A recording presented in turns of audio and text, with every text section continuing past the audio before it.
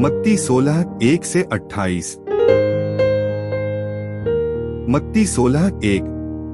और फरीसियों और सदूकियों ने यीशु के पास आकर उसे परखने के लिए उससे कहा, हमें स्वर्ग का कोई चिन्ह दिखा। मत्ती 16:2। उसने उनको उत्तर दिया, सांझ को तुम कहते हो कि मौसम अच्छा रहेगा, क्योंकि आकाश लाल है। मत्ती 16:3।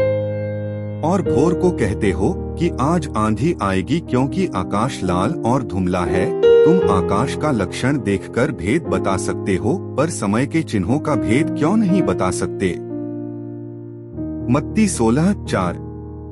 इस युग के बुरे और व्यभिचारी लोग चिन्ह ढूंढते हैं, पर योना के चिन्ह को छोड़ कोई और चिन्ह उन्हें न दिया जाएगा। और वह उन्हें छोड़कर चला गया। मत्ती 16:5।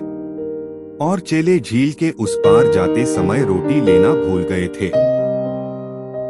मत्ती 16:6। यीशु ने उनसे कहा, देखो, फरीसियों और सदूकियों के खमीर से सावधान रहना। मत्ती 16:7।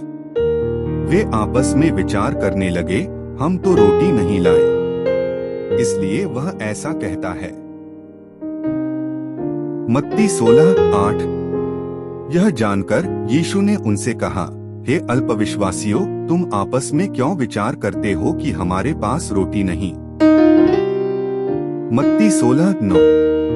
क्या तुम अब तक नहीं समझे?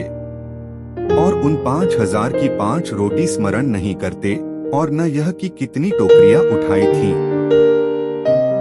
मत्ती 16:10। और न उन 4,000 की 7 रोटियां, और न यह कि कितने टोकरे उठाए गए थे। मत्ती 16:11। तुम क्यों नहीं समझते कि मैंने तुमसे रोटियों के विषय में नहीं कहा, परंतु फरीसियों और सदूकियों के खमीर से सावधान रहना। मत्ती 16:12। तब उनको समझ में आया कि उसने रोटी के खमीर से नहीं, पर फरीसियों और सदूकियों की शिक्षा से सावधान रहने को कहा था। मत्ती 16:13। यीशु कैसरिया फिलिप्पी के प्रदेश में आकर अपने चेलों से पूछने लगा, लोग मनुष्य के पुत्र को क्या कहते हैं। मत्ती 16:14। उन्होंने कहा, कुछ तो यूहन्ना बपतिस्मा देने वाला कहते हैं, और कुछ एलिया, और कुछ यिर्मयाह या भविष्यद्वक्ताओं में से कोई एक कहते हैं। मत्ती 16:15। उसने उनसे कहा, परंतु तुम मुझे क्या कहते हो। मत्ती 16:16। शमौन पतरस ने उत्तर दिया, तू जीविते परमेश्वर का पुत्र मसीह है। मत्ती 16:17।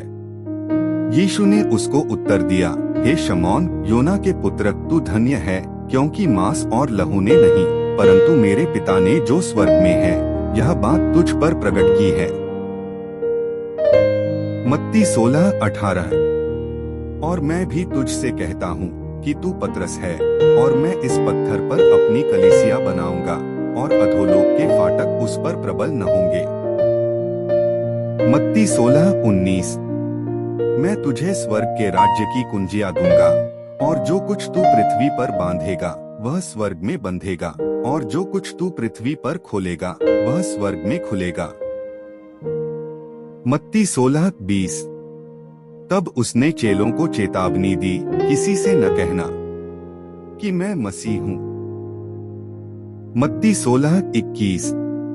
उस समय से यीशु अपने चेलों को बताने लगा, मुझे अवश्य है कि यरूशलेम को जाऊं, और प्राचीनों और प्रधान याजकों और शास्त्रियों के हाथ से बहुत दुहक उठाऊं, और मार डाला जाऊं, और तीसरे दिन जी उठूं।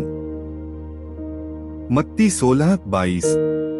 इस पर पतरस उसे अलग ले जाकर डांटने लगा, हे प्रभु, परमेश्वर न करे, तुझ पर ऐसा कभी न होगा। मत्ती 16:23। उसने फिरकर पतरस से कहा, हे शैतान, मेरे सामने से दूर हो, तू मेरे लिए ठोकर का कारण है, क्योंकि तू परमेश्वर की बातें नहीं, पर मनुष्यों की बातों पर मन लगाता है। मत्ती 16:24। तब यीशु ने अपने चेलों से कहा, यदि कोई मेरे पीछे आना चाहे तो अपने आप का इनकार करे और अपना क्रूस उठाए और मेरे पीछे हो ले। मत्ती 16:25। क्योंकि जो कोई अपना प्राण बचाना चाहे वह उसे खोएगा, और जो कोई मेरे लिए अपना प्राण खोएगा वह उसे पाएगा। मत्ती 16:26। यदि मनुष्य सारे जगत को प्राप्त करे और अपने प्राण की हानि उठाए तो उसे क्या लाभ होगा? या मनुष्य अपने प्राण के बदले में क्या देगा? मत्ती 16:27। मनुष्य का पुत्र अपने स्वर्गदूतों के साथ अपने पिता की महिमा में आएगा, और उस समय वह हर एक को उसके कामों के अनुसार प्रतिफल देगा। मत्ती 16:28। मैं तुमसे सच कहता हूँ कि जो यहाँ खड़े हैं उनमें से कितने ऐसे हैं कि जब तक मनुष्य के पुत्र को उसके राज्य में आते हुए न देख लेंगे तब तक मृत्यु का स्वाद कभी न चखेंगे।